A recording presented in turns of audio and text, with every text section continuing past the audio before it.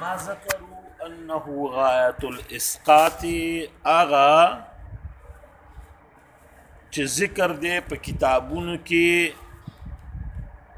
چې دی دا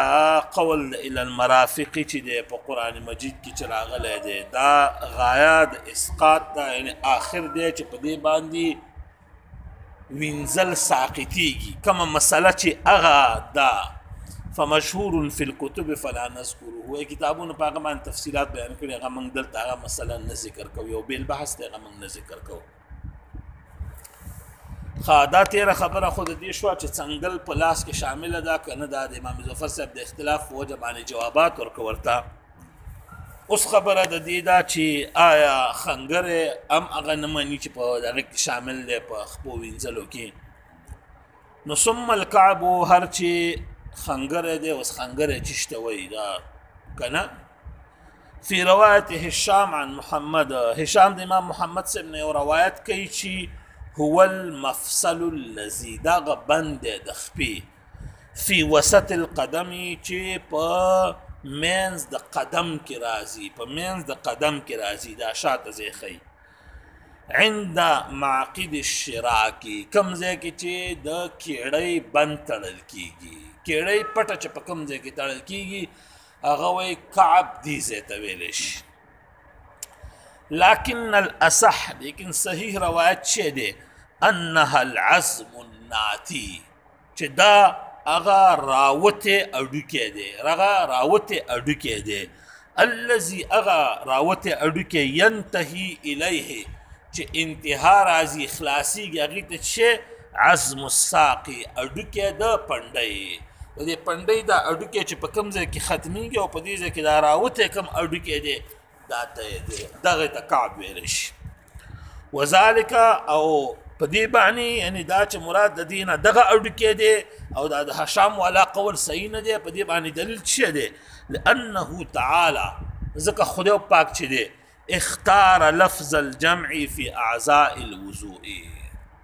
دی یو حکم واستاسته بیانوي یو حکم بیانوي دغه حکم نه تاته دا ثابتوي چې کعب دې ته ویلی شي کعب دې ته ویلی شي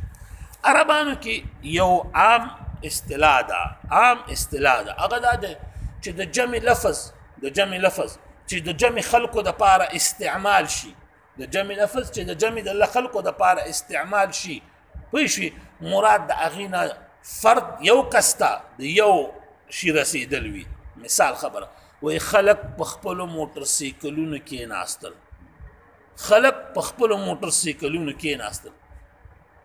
نو آیا هر سړی په 5 موټر سایکلو کېناست نه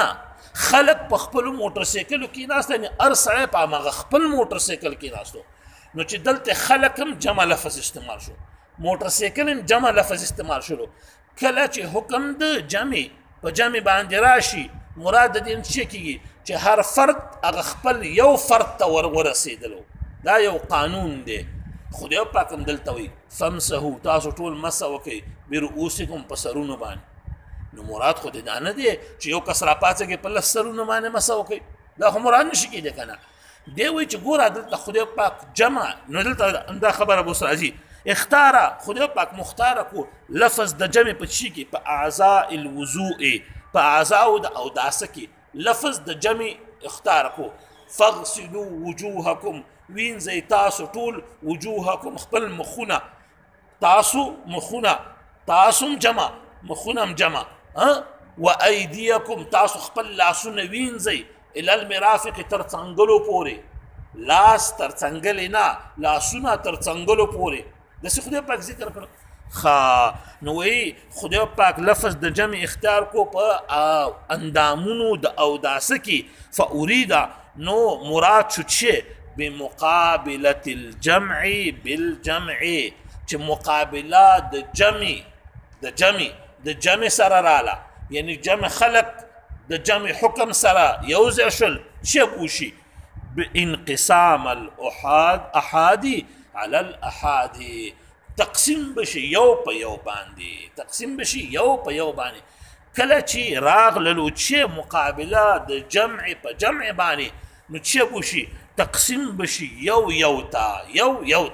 هر سړی د په خپل سر مسح وکړي اسې نه لکه فوجي غوندې د بل چا په سر باندې دې مسه کړي داسې کار به نه کې نو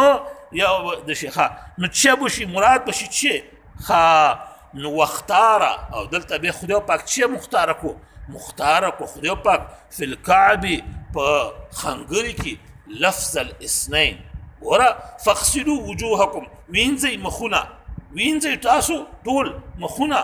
کنه جمع شو وايديكم الى المرافق او لاسونه وینځئ تر څنګه پورې لاسونه جمع مرافق جمع وامسحوا برؤوسكم تاسو ټول مسحو کوي په سرونو باندې ورا ټول جمع ده کنه وارجلكم خپي وینځئ جمع ده الى الكعبين كعب یو ده کعبین تسنیه ده وخپي وینځئ تر دو خنګرو پورې دلته لفظ ده تسنیه رالو دلته دو ذکر کړه چې دوی ذکر کړه جمع په جمع باندې داخله نشولا معلومه دا شولا چې هغه ځای کې چې مقابله د جمع په جمع راغلی وه نو تقسیم به د یو په یو باندې کېدلو دلته جمع رانغله لفظ د تسنیه ذکر کړو دوی ذکر کړه چې دوی ذکر کړه معلومه شوه چې هر څه یو رسېدلو او دلته دوه رسېږي په خپې کې دوه دي نو چې دوه دي نو دا لاندې بند نشو دا راوتي شول اډوکې شول چې راوتي اډوکې شول هغه په هرې خپې کې دوه دي نو خدای پاک هلته لفظ ورته دو استعمال کو مختار کو خدای پاک فی الکعب په خنګري کې لفظ المثنى لفظ د تسنیه چې دوه دغه دي وارجلکم خپې وینځئ خپل جمع لفظ شو الى الكعبين د دواړو خنګرو پورې فلم يكن نو نشولت شي ای یراد به چې مراد شي په دې باندې انقسام الاحاد على الاحاد تقسیم د یو په یو باندې رانغلو فتعینا نو تعین شو چې خبره ان المثنى چې دوه چې دي تسنیه چې ده مقابل لكل واحد دا مقابله شو هر یو کسته من افراد الجمع د فردیت د جمعنا په دغه خلق جمع کې هر سړي ته د دوو خنګرو نسبت وشولو یو خپه کې د دوه خنګرو نسبت وشولو تقسیم د احاد په احاد باندې رانغللو تقسیم د مسنا په احاد باندې رالو تقسیم د تسنیه په یو باندې راغللو پوه شئ په خبره مې مشکل خو د پکې به مو شو پوه شئ دا خبره نو چې شلو نو ويتشي شو تعين شو ان المثنى مقابل لكل واحد مثنى چې د مقابله شو لكل واحد هر یو کستا من افراد الجمع د فردیت د جمعنا په جمع کې هر کستا د دوو خنګرو نسبت په یوې خپې کې وشولو فیکون شبه فی کل رجل په هر یوې خپې کې کعبان دوه خنګري وهما العزمان دا هغه دوه اډوکې دي الناتیان چې راوچت کړی شوي دي وتلي دي هغه به مراد شي لا معقد الشراک نه زید تړلو د بند کېړی د څپلۍ د بندلو د تړلو هغه د بند ځای چې دی هغه به مراد نشي فانه واحد فی کل رجل دا خو بیا په هرې خپې کې یو دی که نه نو که چېرته مراد دا شاته بند راتللی د خپې نو بیا به خدای پاک داسې ویلی وی چې ارجلکم الی الکعب خپه دې تر یو خنګري پورې وینځل شي نو مراد به بیا هغه نه خنګري نه مراد دوه دي ځکه خدای پاک په دې کې د دو ذکر کړی دی ومسح ربع الرأس او فرض ده مسح د څلورمې حصې د سر عطف د په سر کې چې تاسو ته په مخ کې باندې تېر شوی و چې ففرض الوضوء غسل الوجه فرض دی مخ وینځل او لاسونه تر څنګلو پورې او بل چې دی مسح ربع الرأس فرض ده مسح د څلورمې حصې د سر واللحیة او د ګیري المسح مسح ویلی شي چې شته اصابة الید المبتلة چې لوند لاس ورسې رسول د لاس تی چې لوند وي العزو بل اندام ته لوند لاس یو اندام ته رسولو ته مسح ویلی شي اما بللا پوه شوي دا وی به چې دا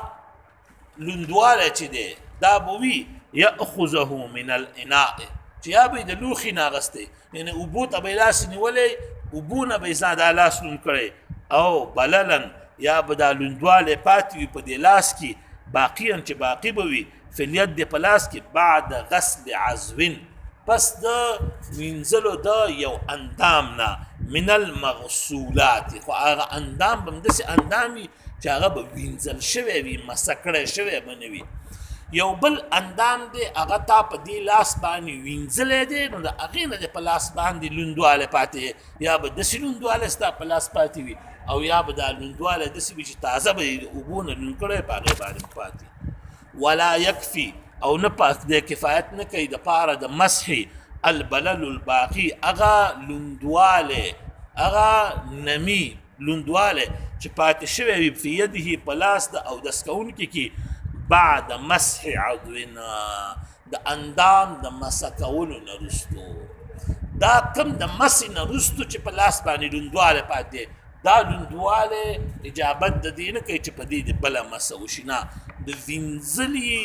د وینځلي اندام نه لوندوالی که پاتې شولو نو هغه به د مسح دپاره بیا هم یو اجابت وکړي چې دا به پاتې شوي بعد مسح عضو پس د مسح د اندام نه من الممسوحات چې په هغه اندام باندې به مسح شوي وي تا لاس لوند کړی دی او په دې لوند لاس دی په یو اندام مسح وکړله د هغې نه چې وروسته په لاس باندې کوم لوندوالی پاتې دی دا د دې قابل نه دی چې په دې باندې ته بیا بله مسح وکړي ولا بلل او نه اجابت کوي دپاره د مسح نه صحیح د مسح په هغه لوندوالي باندې یأخذه من بعد اعضائه چې ته دا لوندوالی د بعضې نورو اندامونو نه راواخله خپه دې وینځلې ده